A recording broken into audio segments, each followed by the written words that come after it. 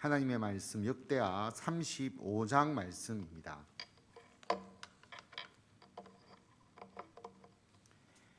역대하 35장 말씀, 제가 말씀을 봉독하면서 말씀을 나누도록 하겠습니다. 요시아가 예루살렘에서 여호와께 유월절을 지켜 첫째 달 14째 날에 유월절 어린 양을 잡으니라. 왕이 제사장들에게 그들의 직분을 맡기고 격려하여 여호와의 전에서 직무를 수행하게 하고, 또 여호와 앞에 구별되어서 온 이스라엘을 가르치는 레위 사람에게 이르되, 거룩한 궤를 이스라엘 왕 다윗의 아들 솔로몬이 건축한 전 가운데 두고 다시는 너희 어깨에 메지 말고 마땅히 너희의 하나님 여호와와 그의 백성 이스라엘을 섬길 것이라. 너희는 이스라엘 왕 다윗의 글과 다윗의 아들 솔로몬의 글을 준행하여 너희 족속대로 반열을 따라 스스로 준비하고, 너희 형제 모든 백성의 족속의 서열대로 또는 레위 족속의 서열대로 성소에 서서 스스로 성결하게 하고, 유월절 어린 양을 잡아 너희 형제들을 위하여 준비하되 여호와께서 모세를 통하여 전하신 말씀을 따라 행할지니라. 요시아가 유월절을 지키는 내용을 오늘 말씀으로 보게 됩니다. 유월절을 히스기야 왕 때 유월절을 성대하게 지킨 경험이 있지만, 히스기야 왕 때는 정확한 날에 유월절을 지키지 못했습니다. 첫째 달 14일에 지키지 못하고 둘째 달에 지켰고, 또 모세의 율법을 잘 알지 못하여서 자기 몸을 성결하게 하지 못하고 유월절 음식을 먹음으로써 하나님께 범죄해서 하나님께 용서를 구하는 히스기야의 기도가 있었던 내용도 우리가 보았습니다. 그래서 완전하게 유월절 행사를 제대로 지키지 못한 부분이 있지만, 요시아 때에는 하나님의 말씀대로 모세의 율법대로 온전하게 유월절 절기를 지키는 모습을 여기서 보게 됩니다. 그래서 1절에 보면 장소는 예루살렘에서, 정확하게 예루살렘 하나님의 성전이 있는 곳에서 유월절을 지켰고, 날짜는 첫째 달 14째 날이라고 하는 정확한 유월절 절기에 유월절 어린 양을 잡고 유월절 절기를 하나님께 올려드리고 있는 것을 보게 됩니다. 그래서 2절에 보면 왕이 제사장들에게 직분을 맡기고 격려하면서 하나님의 전에서 유월절 행사와 관련된 모든 준비를 그리고 그 행동을 하도록 하고 있는데, 특별히 뭐라고 이야기를 하느냐 하면 3절에 보면 거룩한 궤를 이스라엘 왕 다윗의 아들 솔로몬이 건축한 집 전 가운데 두고 다시는 너희 어깨에 메지 마라 라고 그렇게 말합니다. 언약궤를 다시 너희 어깨에 메지 마라. 이게 어떤 의미인지가 상당히 좀 모호한 부분이 있습니다만은, 아마도 하나님의 전이 더럽혀졌을 때, 우상 숭배로 말미암아 더럽혀졌을 때 언약궤를 다른 곳에 옮겨 놓았던 것으로 볼 수가 있죠. 그래서 하나님의 언약궤를 함부로 옮기지 마라 라고 하는 그 의미, 그래서 성전의 지성소에 하나님의 언약궤를 계속 잘 모셔야 되는 것이고, 뿐만 아니라 언약궤를 옮기는 게 주 사명이 아니라 하나님의 말씀을 온전히 가르치고 하나님을 온전히 섬기는 것이 더 중요하다라는 것을 강조하고 있는 것으로 볼 수가 있습니다. 그래서 3절에 보면 다시 그 언약궤를 너희 어깨에 메지 말고 마땅히 너희 하나님 여호와와 그의 백성 이스라엘을 섬겨야 한다라고 하는 것입니다. 그래서 레위 사람의 온전한 사명에 대해서 이야기를 하고 있습니다. 그래서 그 레위 사람들이 자기의 반열대로 서열대로 성소에 서서 자기가 성결하게 먼저 행하고, 그리고 유월절 어린 양을 잡음으로써 하나님께서 모세를 통하여 주신 이 유월절 절기를 그대로 똑같이 행하도록 그렇게 요시아 왕이 명령을 합니다. 7절에 보면 요시아가 그 모인 모든 일을 위하여 백성들에게 자기의 소유 양떼 중에서 어린 양과 어린 염소 3만 마리와 수소 3천 마리를 내어 유월절 제물로 주매 방백들도 즐거이 희생을 드려 백성과 제사장들과 레위 사람들에게 주었고 하나님의 전을 주장하는 자 hil기야와 스가랴와 여이엘은 제사장들에게 양 2,600마리와 수소 300마리를 유월절 제물로 주었고 또 레위 사람들의 우두머리들 곧 고나나와 그의 형제 스마야와 느다넬과 또 하사바와 여이엘과 요사밧은 양 5,000마리와 수소 500마리를 레위 사람들에게 유월절 제물로 주었더라. 요시아가 유월절 절기에 모범을 스스로 보이는 것이죠. 그래서 먼저 자기가 유월절 양을 백성들을 위해서 제물로서 내어 놓습니다. 그래서 그 7절에 보면 어린 양, 어린 염소 3만 마리, 수소 3천 마리를 제물로 주니까 방백들도 같이 또 레위 사람의 우두머리들도 자기들이 그 가축을 유월절 제물로 내어 놓는 것을 볼 수가 있고요. 유월절 제물만 하는 것이 아니라 양과 염소는 유월절 제물이고 수소는 번제와 화목제로 드리기 위해서 그렇게 바쳐지는 겁니다. 굉장히 많이 바치지 않았느냐라고 생각할 수는 있는데 여러분 솔로몬이 성전을 봉헌할 때 그때 바쳤던 양이 12만 마리거든요. 그러니까 거기에 비하면 훨씬 적은 겁니다. 솔로몬이 얼마나 성대하게 성전 봉헌식을 했는지를 알 수가 있습니다. 10절에 보면 이와 같이 섬길 일이 구비되매 왕의 명령을 따라 제사장들은 그들의 처소에 서고 레위 사람들은 그들의 반열대로 서고 유월절 양을 잡으니 제사장들은 그들의 손에서 피를 받아 뿌리고 또 레위 사람들은 잡은 짐승의 가죽을 벗기고 그 번제물을 옮겨 족속의 서열대로 모든 백성에게 나누어 모세의 책에 기록된 대로 여호와께 드리게 하고 소도 그와 같이 하고 이에 규례대로 유월절 양을 불에 굽고 그 나머지 성물은 속과 가마와 냄비에 삶아 모든 백성들에게 속히 분배하고 그 후에 자기와 제사장들을 위하여 준비하니 이는 아론의 자손 제사장들이 번제와 기름을 저녁까지 드림으로 레위 사람들이 자기와 아론의 자손 제사장들을 위하여 준비함이더라. 아삽의 자손 노래하는 자들은 다윗과 아삽과 헤만과 왕의 선견자 여두둔이 명령한 대로 자기 처소에 있고 문지기들은 각 문에 있고 그 직무에서 떠날 것이 없었으니 이는 그의 형제 레위 사람들이 그들을 위하여 준비하였음이더라.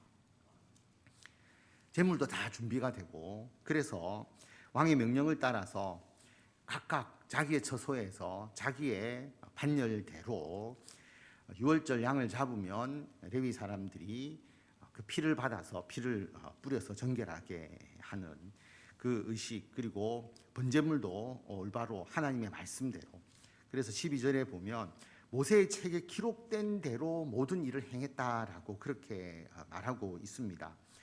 6절에 보면 요시아 왕이 명령할 때도 모세를 통하여 전하신 말씀을 따라서 이 유월절 절기를 지켜라. 그래서 철저하게 하나님의 말씀대로 이 유월절 행사가 진행이 되었다라는 것이 아주 중요한 의미를 가지고 있습니다.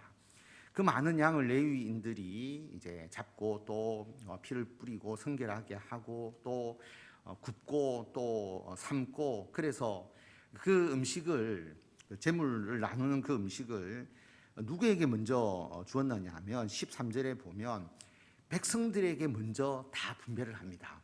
그러니까 레위인들이 수고해서 백성들을 다 먹이고 그 다음에 그 후에 14절에 보면 자기와 제사장들이 나머지 그 시간에 남은 시간에 자기들이 그것을 먹었다라고 하는 겁니다. 그러니까 레위인의 헌신을 알 수가 있고 또 각각의 위치에서 자기의 사명을 감당했다라고 하는 겁니다. 레위인이 아무리 바쁘다고 해도 문지기가 레위인을 도울 수 없고 노래하는 자들이 그 레위인을 도울 수가 없죠. 각각 자기의 역할에 충실하면서 레위인들의 헌신이 특별히 있었다라고 하는 것을 여기서 말하고 있습니다. 16절에 보면 이와 같이 당일에 여호와를 섬길 일이 다 준비되매 요시아 왕의 명령대로 유월절을 지키며 번제를 여호와의 제단에 드렸으며 그때 모인 이스라엘 자손이 유월절을 지키고 이어서 무교절을 7일 동안 지켰으니 선지자 사무엘 이후로 이스라엘 가운데서 유월절을 이같이 지키지 못하였고 이스라엘 모든 왕들도 요시아가 제사장들과 레위 사람들과 모인 온 유다와 이스라엘 무리와 예루살렘 주민과 함께 지킨 것처럼 온 유월절을 지키지 못하였더라. 요시아가 왕위에 있은 지 18째 해에 이 유월절을 지켰더라. 그래서 요시아 왕의 명령대로 유월절을 지켰다. 그리고 번제를 하나님께 드렸다. 그리고 유월절이 끝나고 난 이후에 일주일 동안 이제 무교절이 시작되잖아요. 그래서 15일부터 일주일 동안 무교절까지 지켰는데 18절에 보면 선지자 사무엘 이후로 이렇게 유월절을 제대로 지킨 적은 없었다라고 말합니다. 그래서 이스라엘 백성들이 출애굽하고 난 이후에 초기에는 모세가 있을 때 여호수아 때는 유월절을 잘 지켰는데 그 뒤로부터 유월절이 제대로 지켜지지 않았고 사무엘 때에 유월절을 지키다가 그 이후에 유월절이 제대로 지켜지지 않았는데 요시아 왕 때에 하나님의 말씀대로 모세가 기록한 그 율법대로 이 유월절이 잘 지켜졌다라고 하는 것을 알 수가 있고 이 유월절을 이스라엘 백성들만 지킨 것이 아니고요. 여기 보면 유다와 이스라엘, 유다 백성만 지킨 것이 아니라 사실 지금 멸망한 북이스라엘 백성들까지 참여해서 유다와 이스라엘 무리들이 함께 유월절을 지킨 것도 굉장히 대단한 것임을 알 수가 있습니다. 그래서 이 요시야 왕의 유월절 행사의 의미가 워낙 중요하였기 때문에 이 부분을 성경에서 아주 상세하게 기록하고 있습니다. 20절에 보면 이 모든 일 후 곧 요시아가 성전을 정돈하기를 마친 후에 애굽 왕 느고가 유브라데 강가에 갈그미스를 치러 올라왔으므로 요시아가 나가서 방비하였더니 느고가 요시아에게 사신을 보내어 이르되 유다 왕이여 내가 그대와 무슨 관계가 있느냐 내가 오늘 그대를 치려는 것이 아니오 나와 더불어 싸우는 족속을 치려는 것이라 하나님이 나에게 명령하사 속히 하라 하셨은즉 하나님이 나와 함께 계시니 그대는 하나님을 거스르지 말라 그대를 멸하실까 하노라 하나. 요시아가 모든 일을 잘했는데 이제 요시아가 잘못했다면 잘못한 일 하나가 나오게 됩니다.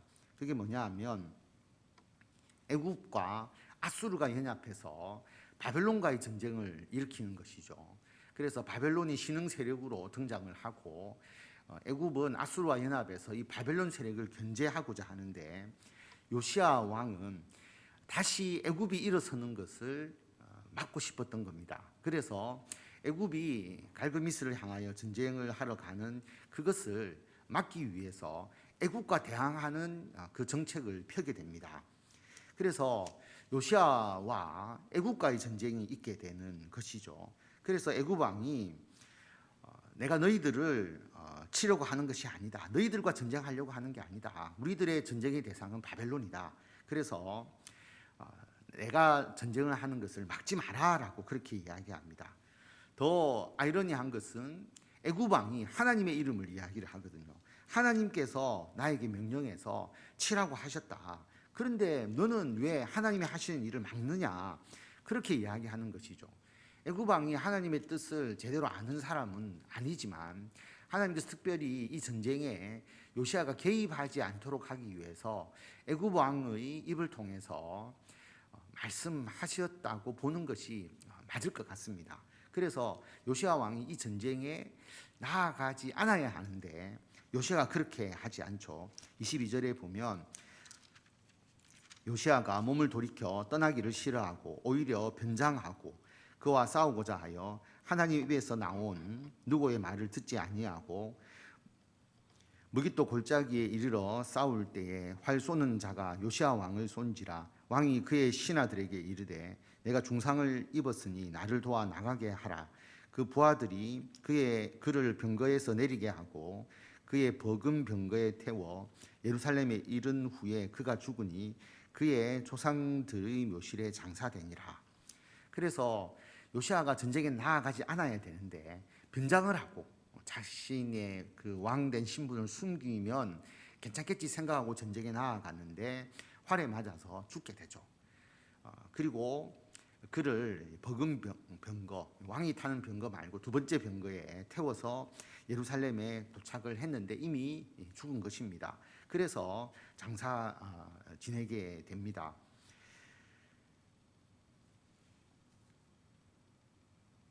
24절에 보면 온 유다와 예루살렘 사람들이 요시야를 슬퍼하고 예레미야는 그를 위하여 애가를 지었으며 모든 노래하는 남자들과 여자들은 요시야를 슬피 노래하니 이스라엘의 규례가 되어 오늘까지 이르렀으며 그 가사는 애가 중에 기록되었더라. 요시야의 남은 사적과 여호와 율법에 기록된 대로 행한 모든 선한 일과 그의 처음부터 끝까지의 행적은 이스라엘과 유다 열왕기에 기록되니라. 요시야 왕이 유다의 꺼져가는 등불을 다시 살린 사람이잖아요. 그래서 우상 숭배에 물들어 가려고 했던 이 유다를 신앙적으로 개혁하고 유월절을 다시 지내고, 그래서 하나님 안에서 유다를 다시 살릴 그런 역할을 감당하고 있었는데, 이 전쟁에 무리하게 참여함으로써 갑자기 요시야가 죽게 되어 버린 것이죠. 그래서 요시야 이후에 사실은 그의 아들 대에서 유다가 멸망하고 끝나는 것과 같습니다. 손자가 한번 잠시 왕위에 올랐지만 결국 요시야의 아들 대에서 그 유다의 모든 그 나라에 그 멸망이 있게 될 수밖에 없었던 상황임을 생각할 때에 요시야의 이 그 전쟁에 참여는 상당히 아쉬운 것이죠. 그러나 하나님께서 이 요시야 왕에게 말씀하신 부분들이 있죠. 율법을 발견했을 때 여선지 훌다를 통해서 말씀하신 그 뜻, 너가 유다의 멸망을 보지는 않을 것이다. 너희들이 죄를 지어서 하나님이 심판하시겠지만 유다의 멸망을 요시야는 눈으로 보지 않을 것이다. 그래서 하나님께서 그 뒤에 비참해져 가는 유다의 모습을 보지 않기 위해서 요시야가 결국 죽을 수밖에 없는 그런 상황이었지만, 그래도 이 전쟁에서 갑자기 죽을 그런 상황이 아니지 않았느냐, 그렇게 생각하면 참 아쉬움이 있습니다. 오늘 말씀을 통해서 우리가 하나님의 말씀대로 유월절을 지키는 것, 지금 유월절은 예수 그리스도이죠. 유월절 어린 양은 예수 그리스도입니다.